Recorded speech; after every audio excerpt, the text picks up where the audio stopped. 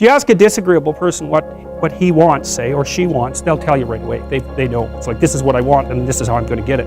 But agreeable people, especially if they're really agreeable, are so agreeable that they often don't even know what they want, because they're so accustomed to living for other people and to finding out what other people want and to trying to make them comfortable and so forth, that it's harder for them to find a sense of their own desires as they move through life.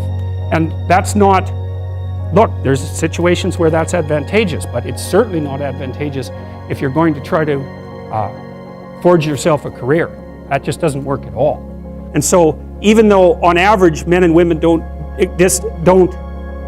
aren't that much different in terms of their levels of agreeableness by the group, if you go out and you look at the extremes, they're very different. So all of the most agreeable people are women, and all of the most disagreeable people are men. And the thing is, the extremes are often what matter rather than what's in the middle. And so one of the ways that's reflected in society, by the way, is there's way more men in prison. And the best personality predictor of being imprisoned is to be low in agreeableness. It makes you callous. Now you might think, well, what's the opposite of compassion and politeness? And the answer to that is, I think it's best sort of conceptualized as a trading game. So let's say that we're going to play repeated trading games. And if you're very agreeable, then you're going to bargain harder on my behalf than you're going to bargain on your own behalf. Whereas if you're very disagreeable, you're going to do the reverse. You're going to think, I'm in this trading game for me, and you're going to take care of your own interests. Where an agreeable person is going to say, no, at best, at worst, this has to be 50-50, but I'd like to help you every way I can. One of the things you have to be careful of if you're agreeable is not to be exploited, because you'll line up to be exploited. And I think the reason for that is because you're wired to be exploited by infants. And so that just doesn't work so well in that actual world. And one of the things that happens very often in psychotherapy, people come to psychotherapy for multiple reasons, but one of them is they often come because they're too agreeable. And so what they get is so-called assertiveness training, although it's not exactly assertiveness that's being trained. What it is the ability to learn how to negotiate on your own behalf. And one of the things I tell agreeable people, especially if they're conscientious, is say what you think. Tell the truth about what you think. There's going to be things you think that you think are nasty and harsh, and they probably are nasty and harsh, but they're also probably true. And you need to bring those up to the forefront and deliver the message. And it's not straightforward at all, because agreeable people do not like conflict. Not at all. They smooth the water. And you can see why that is in accordance with the hypothesis that I've been putting forward.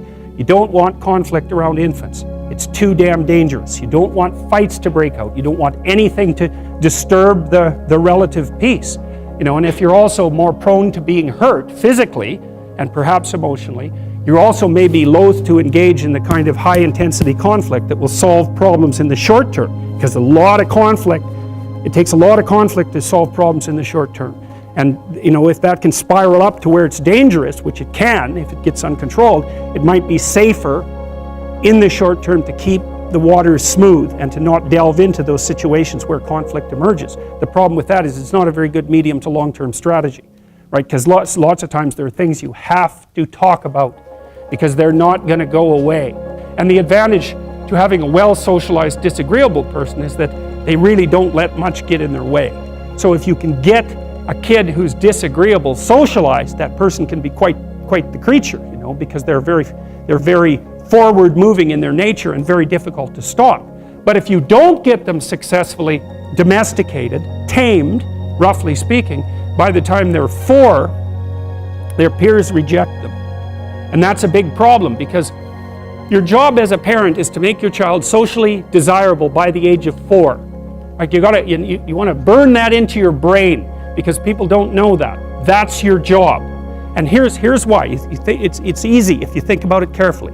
So you imagine you've got a 3-year-old child, so sort of halfway through that initial period of socialization, and you take that child out in public. Okay, what do you want for the child? Who cares about you? What do you want for the child? You want the child to be able to interact with other children and adults so that the children are welcoming and smile and want to play with him or her, and so the adults are happy to see the child and treat him or her properly. And if your child's a horrible little monster because you're afraid of disciplining them or you don't know how to do that properly, then what they're going to do is they're going to experience nothing but rejection from other children and false smiles from other parents and adults. And so then you're throwing the child out there into a world where every single face that they see is either hostile or lying. And that's not something that's going to be particularly conducive to the mental health or the well-being of your child. If your child can learn a couple simple rules of behavior, like don't interrupt adults when they're talking too much and pay attention and try not to hit the other kids over the head with the truck any more than is absolutely necessary, then and share and play properly, then when they meet other kids, the kids are going to try out a few little play routines on them, and that's going to go well, and then they're going to go off and socialize each other for the rest of their lives. Because that's what happens, is that from 4 years old onwards, the primary socialization with children takes place among other children. And so if the kids don't get in on that early, they don't move into that developmental spiral upwards and they're left behind. And you can imagine how terrible that is, because a 4-year-old will not play with another 4-year-old who's 2. But a 5-year-old certainly will not play with a 5-year-old who's 2, right? Because the gap is just starting to get unbelievably large. And so the kids start out behind, and then the peers leave them behind, and then those kids are alienated and outside the peer group for the rest of their life. Well, those are the ones that grow up to be long-term antisocial, right? They're already aggressive. It doesn't dip down. Now, what happens to normal boys, roughly speaking? Imagine the aggressive 2-year-old types. They get socialized, so their level of aggression goes down, and then they hit puberty and testosterone kicks in, and bang, levels of aggression go back up. And so that's why males are criminals between the ages roughly of 16 and about 25. So, and it matches the creativity curve, by the way. It's so cool. If you look at the spike of creativity among men, 16 to 25, and it starts to go down, criminality matches that absolutely perfectly. So that's quite cool. So, and the testosterone levels raise the average level of aggression among men. It's more dominance than aggression, actually, and testosterone is by no means all bad. And then it starts to decrease at about age 25 or 26, which is usually when men stop staying up late at night, stop drinking as much, develop a full-time career, and take on the burdens and responsibilities and opportunities that are associated with a long-term partner and family. And so, well, so that's the development of what I would call predatory aggression, because I also think that the agreeableness distribution is probably something like predatory aggression versus maternal sympathy. It's something like that. So if you look at other mammals that are predators, because we're predators as well as prey animals, if you look at other animals like bears, the male bear has absolutely nothing to do with the raising of the infants. In fact, the female bears will keep the male the hell away because he's likely to kill the infants and maybe even to eat them. So there's no maternality at all in solitary male mammalian predators.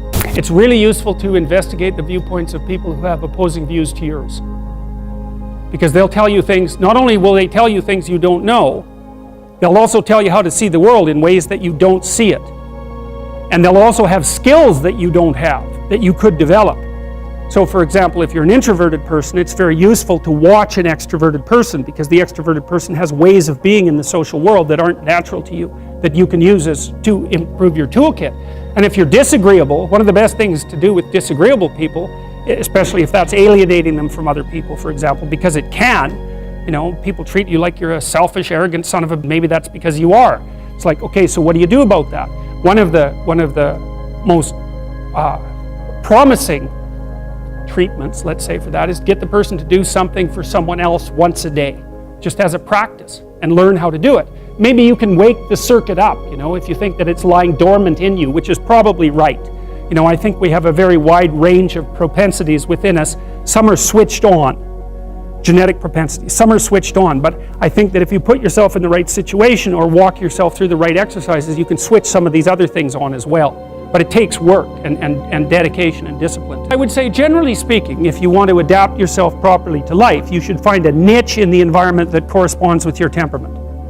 Right? You shouldn't work at cross purposes to your temperament because it's just too damn difficult. But having done that, then you should work on developing the skills and viewpoints that exist in the space opposite to your personality, because that's where you're fundamentally underdeveloped. And that way I think you can extend out your temperamental capability across a wider range. And to me, that's roughly equivalent as bringing a richer toolkit to each situation.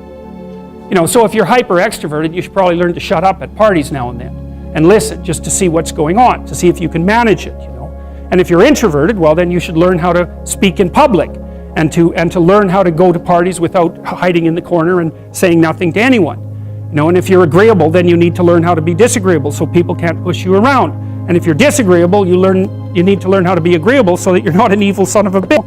So, and the same thing applies even in the conscientious domain. It's like if you're too conscientious, you need to learn to relax and let go a little bit. And if you're unconscientious, it's time get out the Google Calendar, man, and start scheduling your day, right? And beat yourself on the back of the head with a stick until you're disciplined enough so that you can actually stick to something for some length of time and not living in absolute squalor, which is something that would characterize someone who's very disorderly, for example, because they don't notice. It doesn't bother them, disorder. It's like maybe they can see it, but it doesn't have any emotional valence, and so it doesn't have any motivational significance.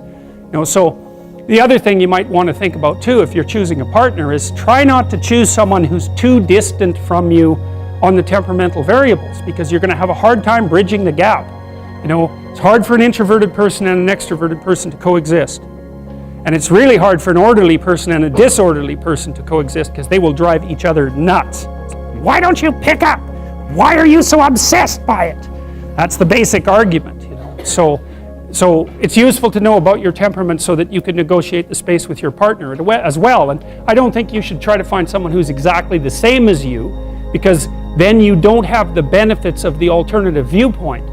But you got to watch it, because you may hit irreconcilable differences of various sorts. And I've seen that most particularly among couples who are high and low in openness. That's a rough one. And also high and low in conscientiousness. That's another rough one, because they just cannot see how the other person sees the world at all.